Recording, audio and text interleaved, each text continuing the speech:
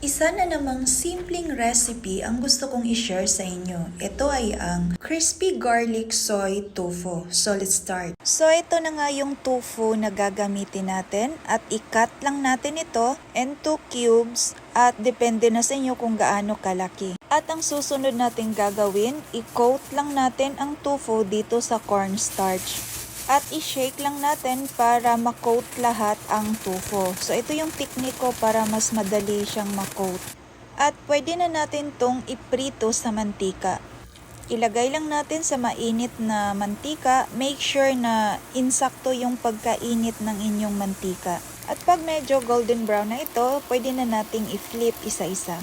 At pag luto na, pwede na nating hanguin at iset aside lang muna natin ito. At ang susunod nating gagawin, islice lang natin ang garlic ng pinong-pino.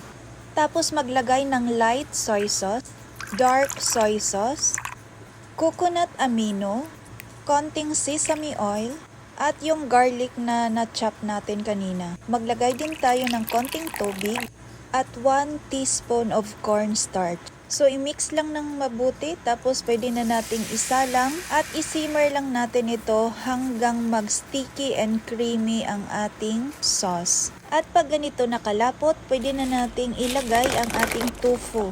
At pwede na natin tong hanguin. Ay grabe, sobrang bango yung aroma ng garlic. Naku, sobrang napakabango. So, ayan na nga, mag-toppings lang tayo ng sesame seeds at spring onions. At ayan na nga, eto na yung finished product natin. Diba? Nakakatakam kong tingnan. Ako nga yung nagluluto pero sobrang takam na talaga ako neto kanina.